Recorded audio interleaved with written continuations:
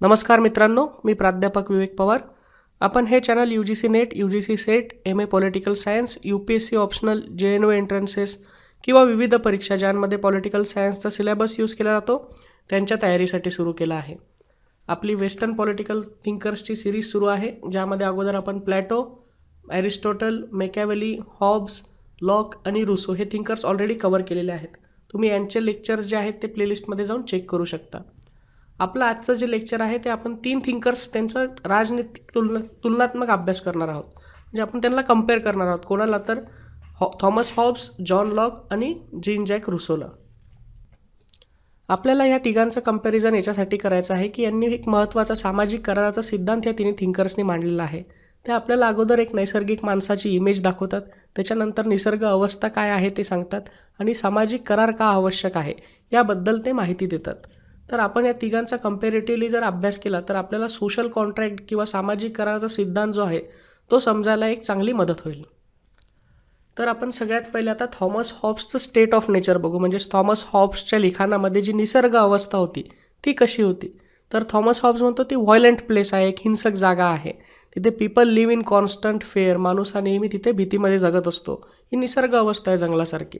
The condition of man is condition of war of everyone against everyone. तिथे जी condition आहे माणसाची किंवा तिची जी परिस्थिती आहे निसर्ग अवस्थेमध्ये, हॉब्सच्या निसर्ग अवस्थेमध्ये, तिथे माणूस हा नेहमी एक दुसऱ्याशी युद्धात असतो, नेहमी संकटात असतो, एक दुसऱ्याच्या भीती त्याच्या मनामध्ये एक दुसऱ्याबद्दल नेहमी सुरू असते. इथे हॉब्सच्या याच्यामध्ये परत people think of their own interest over others. माणूस हा स्वार्थी आहे. हॉब्समधला जो निसर्ग अवस्थेतला माणूस आहे तो स्वतःचा विचार करतो दुसऱ्यांच्या विचारांपेक्षा, किंवा दुसऱ्याच्या हितांपेक्षा त्याला स्वतःचे हित जास्त महत्त्वाचे आहे. तिथे मोरॅलिटी नाही आहे कुठल्याच प्रकारची, तिथे नैतिकता अस्तित्वात नाही आहे. परिस्थिती कशी आहे तर सॉलिटरी, पुअर आहे, नॅस्टी, ब्रुटिश आणि शॉर्ट लाईफ आहे. म्हणजे तिथला जो माणूस आहे तो एकटा, ओंगळ, क्रूर आणि एकदम अल्प दर्जाचं जीवन जगत आहे. त्याच्यामुळे थॉमस हॉबमधले स्टेट ऑफ नेचर आपल्याला कशी दिसते तर एकदम पुअर आणि ब्रुटिश प्रकारची आहे. मग आता जॉन लॉक त्याची स्टेट ऑफ नेचर आपल्याला एक्सप्लेन करतो. तर जॉन लॉकच्यामध्ये स्टेट ऑफ नेचर कसं आहे तर it is not equals to state of war. जसं हॉब्समध्ये ते जे स्टेट ऑफ वॉर आहे, प्रत्येकजण एक दुसऱ्याशी युद्धात आहे, तसं ॲटलिस्ट लॉकमध्ये नाही आहे. It is actually chaotic but neither it is good neither it is bad. लॉकने जी एक्सप्लेन केलेली निसर्ग अवस्था आहे तिथे अराजकता आहे, पण ती तेवढीही वाईट नाही जेवढी आपल्याला हॉब्सने एक्सप्लेन केलेली आहे. People have stronger moral limits. तिथे लोकांचे काही स्ट्रॉंग नैतिक मर्यादा आहेत. तिथे कुठल्या तरी प्रकारच्या आपल्याला नैतिक मर्यादा असताना लॉकच्या नैसर्गिक माणसामध्ये दिसतात. Lack of common authority puts all person in state of nature. तिथे एक सामान्य कॉमन ऑथॉरिटी नाही आहे किंवा सगळ्यांवरती राज्य करण्याला किंवा नियंत्रण ठेवण्याला एखादी ऑथॉरिटी किंवा एखादं राज्य किंवा एखादी संस्था नाही आहे जी सगळ्यांवरती कंट्रोल करेल. त्याच्यामुळे तिथे पण लॉक स्वतः एक समाधानी नाही आहे त्या परिस्थितीमध्ये, निसर्ग अवस्थेच्या. त्याच्यामुळे तो म्हणतो की lack of common authority puts all person in state of nature. त्याच्यामुळे सगळेच परत निसर्ग अवस्थेमधल्या वाईट परिस्थितीमध्ये येतात. तर एक बॅलेन्स्ड व्ह्यू आपल्याला निसर्ग अवस्थेचा लॉक देतो. त्याच्यानंतर रुसोची निसर्ग अवस्था आपण बघू. अ प्रिमेटिव्ह कंडिशन, एक आदिम स्थिती आहे जी रुसोची निसर्ग अवस्था आहे, जिथे कुठल्याही विदाऊट लॉ अँड मोरॅलिटी, कुठल्याही प्रकारचा कायदा किंवा नैतिकता नाही आहे.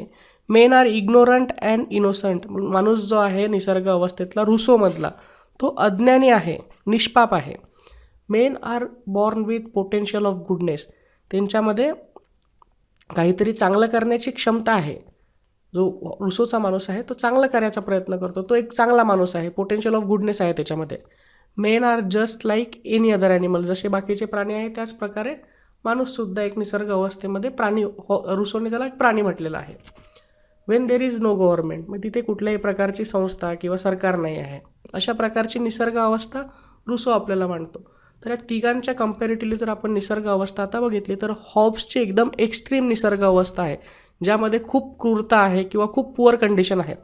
तेच जॉन लॉक थोडीशी बॅलन्स सिच्युएशन देतो आणि रुसोची एकदम आपल्याला चांगली निसर्ग अवस्था दिसते, ज्याच्यामध्ये कुठल्याही प्रकारचा वॉर नाही किंवा चांगले लोक आहेत, सगळे नैतिकता आहे, शांतता आहे, चांगला माणूस आहे.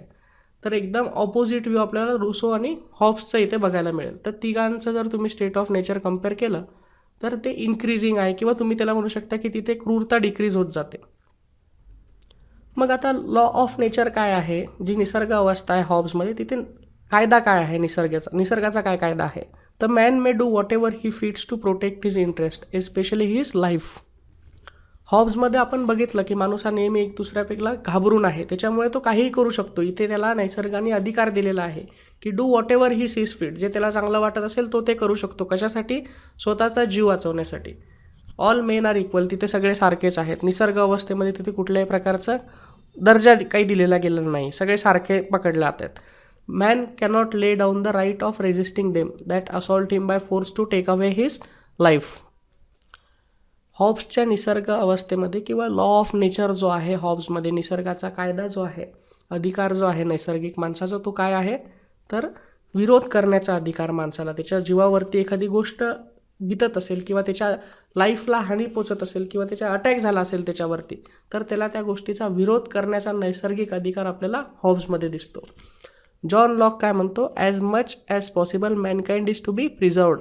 मानवजातीचं संरक्षण झालं पाहिजे, जेवढं जास्तीत जास्त जमेल तेवढं जास्तीत जास्त. Men are free and equal. लॉकमधला जो माणूस आहे तिथे लॉ ऑफ नेचर काय आहे लॉकच्या माणसाचं? तर main are free and equal. लोक जे आहेत ते स्वतंत्र आहेत आणि समानता आहे तिथे. Can be discovered by reason alone. हे सतसत विवेकबुद्धीने या सगळ्या गोष्टी जर आपण विचार केला तर ते आपल्या लक्षात येईल. तो म्हणतो different from divine law. Divine law काय म्हणतो की राज्यसंस्था आहे किंवा निसर्ग जे आहे ते सगळं देवाने बनवलेलं आहे, पण याच्या अगेन्स्ट फ्यू थोडेसे लॉकचे आपल्याला दिसतात. आणि हे सगळं अप्लायज टू ऑल. इथे सगळे समान आहेत लॉकच्या परिस्थितीमध्ये. रुसोचा लॉ ऑफ नेचर काय आहे? तर नॅचरल लॉ इज मोरॅलिटी. तो काय म्हणतो? नैतिकता हा निसर्गाचा नैसर्गिक कायदा. सगळ्यात महत्त्वाचा जर नैसर्गिक कायदा कोणता असेल तर तो नैतिकता आहे. Morality is preservation of self without causing harms to others. मग नैतिकता म्हणजे काय? रुसोच्या लॉ ऑफ नेचरमधली जी नैतिकता आहे ते काय म्हणतो रुसो? तर रुसो म्हणतो की स्वतःचं संरक्षण करणे, पण कसं? दुसऱ्यांना इजा न पोचवता. Morality is preservation of self, स्वतःचं प्रिझर्वेशन किंवा स्वतःचं संरक्षण करणे without causing harms to others, दुसऱ्यांना इजा किंवा कुठल्याही प्रकारचे दुःख न पोचवता स्वतःचे हित साध्य करणे. Rousseau does not agree of causing pains to other in order to preserve oneself. Rousseau म्हणतो की आपण दुसऱ्याला त्रास देऊन जर आपले हित साध्य करत असेल तर ते रुसोला बिलकुल मान्य नाही किंवा रुसोचा ते नैसर्गिक कायद्याच्या सिद्धांतामध्ये ते बिलकुल बसत नाही. मग आता आपण राईट्स ऑफ नेचर बघू की हक्क कुठले आहेत निसर्ग अवस्थेमध्ये. तर मग सगळ्यात महत्त्वाचा हक्क हॉब्सने जो दिलेला आहे माणसाला तो आहे राईट टू लाईफ, की जगण्याचा अधिकार किंवा स्वतःचं संरक्षण करण्याचा अधिकार. याला सगळ्यात जास्त महत्त्व हॉब्सने दिलेलं आहे. Right of person to do whatever is necessary to do.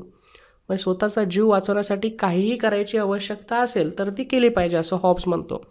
प्रिझर्व्स his interest especially his life. स्वतःचा जीव वाचवणं हे सगळ्यात जास्त आपल्याला महत्त्वाचं आहे. राईट टू इक्वॅलिटीला पण हॉब्सने आपल्याला समानतेला महत्त्व देताना दिसतो. जॉन लॉकमध्ये राईट टू लाईफ, लिबर्टी आणि प्रॉपर्टी. जॉन लॉक जीवनाला तर महत्त्व देतोच, पण स्वातंत्र्याला आणि मालमत्तेच्या अधिकारालाही तेवढंच जॉन लॉकने महत्त्व दिलेलं आहे. All people have natural rights. लॉकमध्ये सगळ्या लोकांना नैसर्गिक अधिकार आहेत. कोणी उच्च किंवा नीच किंवा समानता आहे सगळ्या प्रकारची.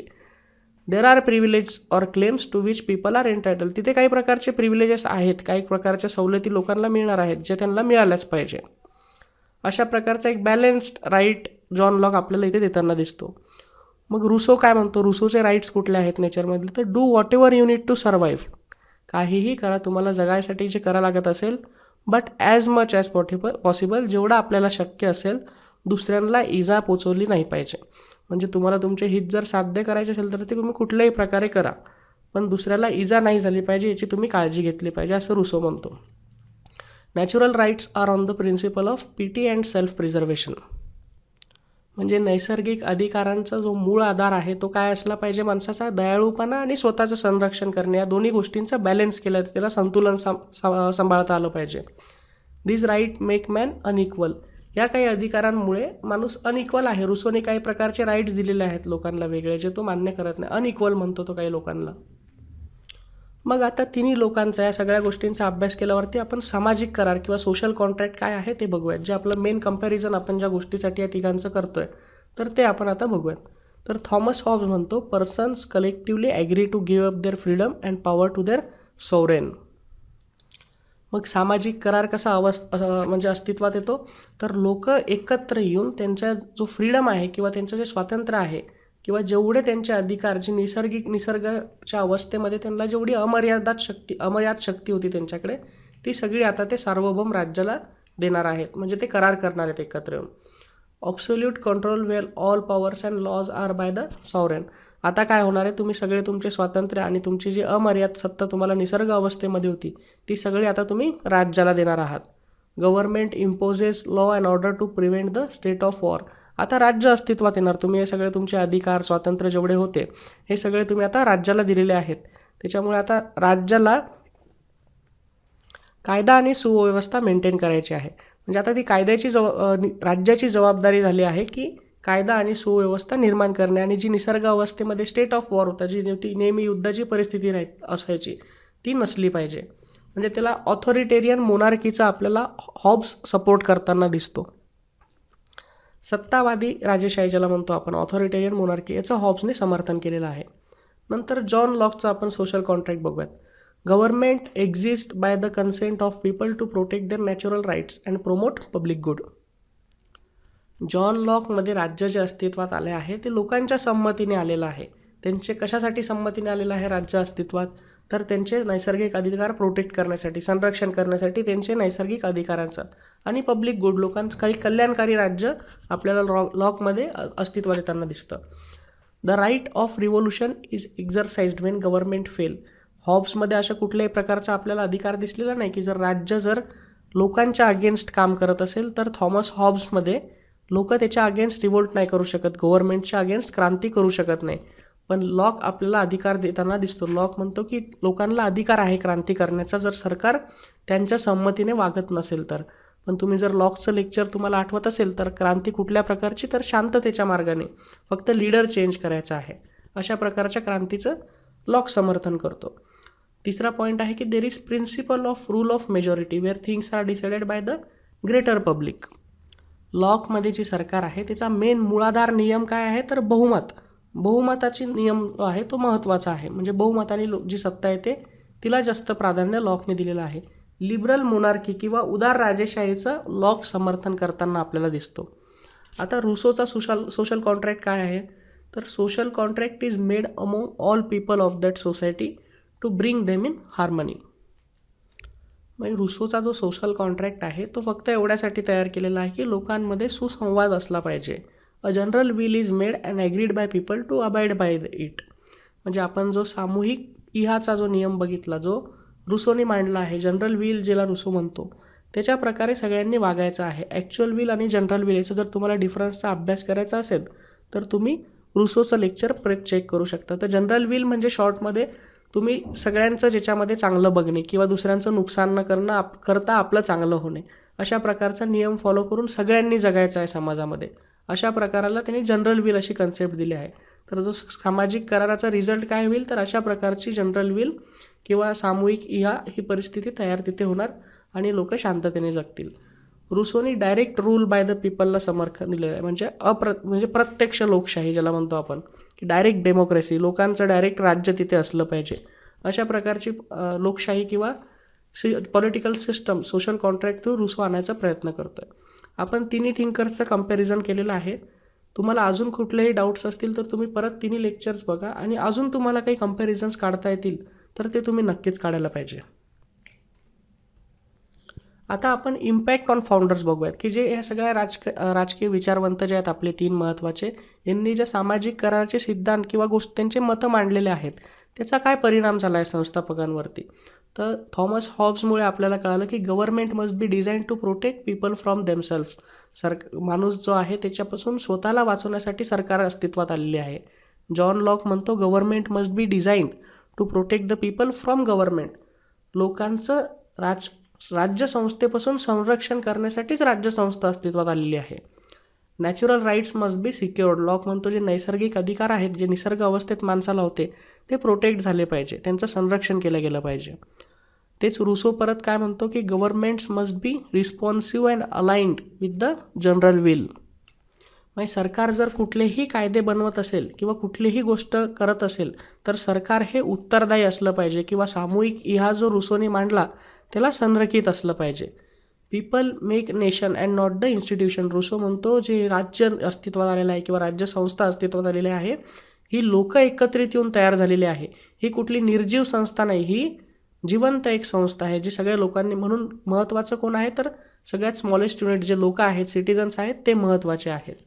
Individual wills are subordinate to collective will that is general will. तुमच्या स्वतःचे जे स्वार्थिक इच्छा असतात किंवा स्वतःच्या ज्या इच्छा असतात आपल्या, त्या महत्त्वाच्या नाही आहेत. कलेक्टिव्ह विल किंवा सामूहिक इहेचा जो सिद्धांत आपण बघितला रुसोनी मांडलेला, तो जास्त महत्त्वाचा आहे. सगळ्यांचे हित साधणे गरजेचे आहे. अशा प्रकारचं कंपॅरिझन्स आणि त्याचे इम्पॅक्ट्स आपण बघितले की आजच्या आपल्या पॉलिटिकल थिअरीज ज्या आहेत लेटेस्ट, त्याच्यावरती एक सगळे थिंकर्सचा कसा इम्पॅक्ट झालेला आहे. तर जेव्हा पण आपण सोशल कॉन्ट्रॅक्टचा अभ्यास करतो आपल्याला थॉमस हॉब्स, जॉन लॉक आणि रुसो यांचं रेफरन्स आपण दिल्याच गेलं पाहिजे. एक्झाममध्ये पण तुम्हाला कंपॅरिझनचे क्वेश्चन्स येऊ शकतात किंवा तुम्ही जर कंपॅरेटिव्ह स्टडी केला तर तुमचा जो सोशल कॉन्ट्रॅक्टचा जो सिद्धांत आहे किंवा थिअरी आहे सामाजिक कराराची, ती एक चांगल्या प्रकारे तुमचा अभ्यास होतो. Water and air the two essential fluids on which all life depends. आपलं जे पूर्ण आयुष्य आहे ते कशावरती आहे? पाणी आणि हवेवरती अवलंबून आहे. आता आणि आपण काय करतो आजच्या काळात की आपण कुठे बीचवरती गेलो किंवा कुठेही आपण हवेमध्ये असतो तर आपण हवा जी आपण घेतो दूषित, आपण ती दूषित करतो आहे दिवसेंदिवस. बीचवरती गेलं की लोक ते सांडपाणी, कचरा, तिथली घाण सगळी तिथल्या तिथेच टाकून येतात. ते सगळं पाणी समुद्रात जातं आणि जीवन सगळं खराब होतं. त्याच्यामुळे आपण निसर्गाचं प्रोटेक्शन करण्यासाठी परत परत आपल्याला नैसर्गिक स्वच्छता ठेवणंही तेवढंच गरजेचं आहे.